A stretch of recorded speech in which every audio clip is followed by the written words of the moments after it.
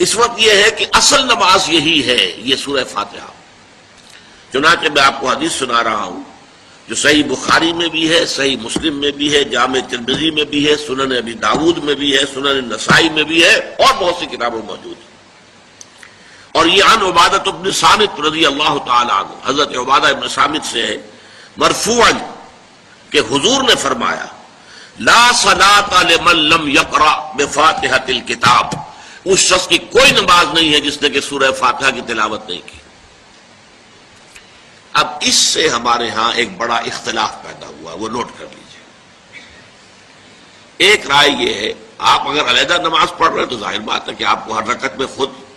پڑھنی ہی پڑھنی ہے سورہ فاتحہ۔ جب باجماعت پڑھ رہے ہیں اب کیا شکل ہو؟ امام پڑھ رہا ہے سورہ فاتحہ تو کیا مقتدی کو بھی پڑھنی چاہیے؟ اس حدیث میں جو الفاظ کی شدت ہے اس کی بنا پر رجحان یہ ہوتا ہے کہ یقیناً اس صورت میں ہر شخص کو لا صلاۃ لمن لم یقرأ بفاتحۃ الکتاب، جس نے کہ فاتحہ کی تلاوت نہیں کی، قرأت نہیں کی، اس کی کوئی نماز ہی نہیں۔ تو یہ موقف ہے امام شافعی کا، یہی مسلک ہے ہمارے اہل حدیث بھائیوں کا کہ آپ چاہے اکیلے نماز پڑھ رہے ہو، چاہے امام کے پیچھے پڑھ رہے ہو،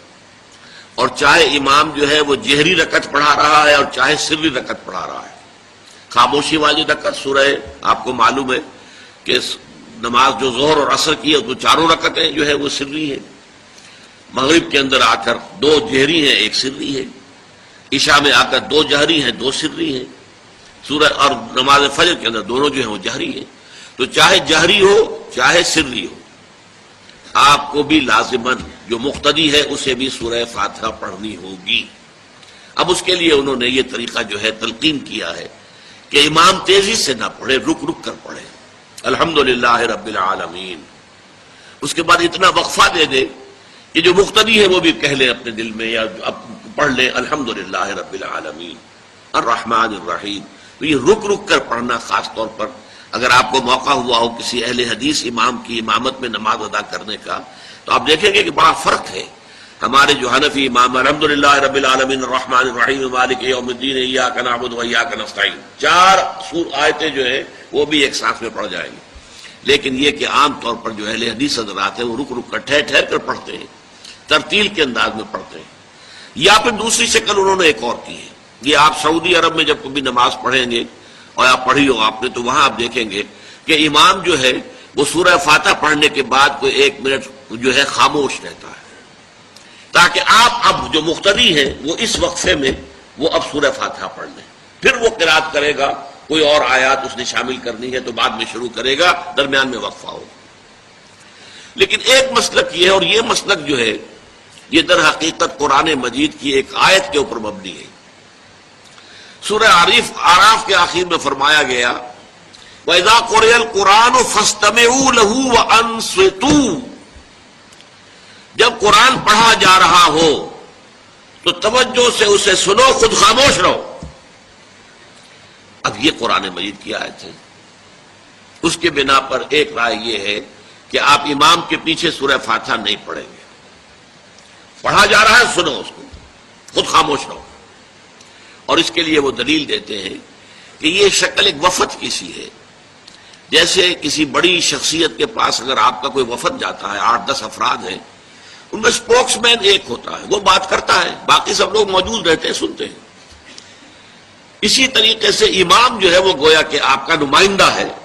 اور وہ پڑھ رہا ہے الحمدللہ رب العالمین الرحمن الرحیم مالک یوم الدین، تو امام کی قرات ہی آپ کی بھی قرات ہو گئی۔ گویا کہ اس آیت سے، اس حدیث سے اختلاف نہیں ہے، اس کی تعبیر سے اختلاف ہے کہ امام کا قرات کر لینا در حقیقت مقتدیوں کی طرف سے بھی قرات ہے۔ اس میں جو حنفی مسلک ہے وہ بہت سخت ہے، اور وہ یہ ہے کہ چاہے سری نماز ہو اور چاہے جہری ہو، ہر کسی بھی حالت میں مقتدی جو ہے وہ سورہ فاتحہ نہیں پڑھے گا۔ اب اس میں ذرا سا سوال پیدا ہوتا ہے کہ جہری رکعت میں تو اس آیت کا اطلاق ہو جائے گا کہ وَإِذَا قُرِئَ الْقُرْآنُ فَاسْتَمِعُوا لَهُ وَأَنصِتُوا، سری میں تو اس آیت کا اطلاق نہیں ہوتا۔ بہرحال یہ مسلک ہے امام شافعی کا، ایک انتہا پر ہے، ہر صورت میں سری ہو یا جہری ہو آپ کو پڑھنی ہی پڑھنی ہے۔ اور امام ابو حنیفہ دوسری انتہا پر ہیں کہ چاہے سری ہو چاہے جہری ہو کسی شکل میں نہیں پڑھنا۔ امام مالک کا مسلک ہے درمیان میں، اور میں اس میں کوئی جھجک محسوس نہیں کرتا کہ میں آپ کے سامنے عرض کر دوں کہ میں اس پر عمل پیرا ہوں۔ وہ کیا ہے؟ جہری نماز میں خاموش رہو اور سنو، اس آیت کا اطلاق ہو جائے گا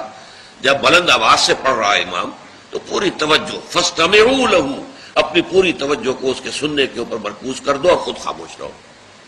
سری رکعت میں البتہ جبکہ وہ بھی خاموشی سے پڑھ رہا، آپ بھی خاموشی سے پڑھ رہے۔ بہرحال ان چیزوں میں نے یہ سب کچھ بیان کیا ہے، تو اس سے جو میرا مقصود ہے وہ یہ ہے کہ معلوم ہو جائے کہ اس میں کوئی بڑی بنیادی بات نہیں ہے، نہ یہ کہ جو حنفی ہیں وہ اس حدیث کا انکار کرتے ہوں کہ لا صلاۃ لمن لم یقرأ بفاتحۃ الکتاب، کیسے وہ انکار کریں گے؟ اور نہ ہی کوئی جو حنبلی ہے یا اہل حدیث ہے وہ قرآن کی اس آیت کا جو ہے وہ اختلاف کر سکتا ہے کہ اذا قرئ القرآن فاستمعوا له وانصتوا، لیکن یہ کہ اس کے پھر اس سے جو رب رب کر دے بڈھے ہو گئے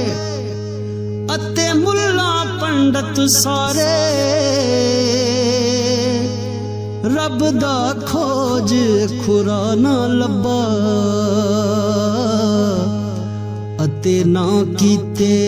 بئی نظارے۔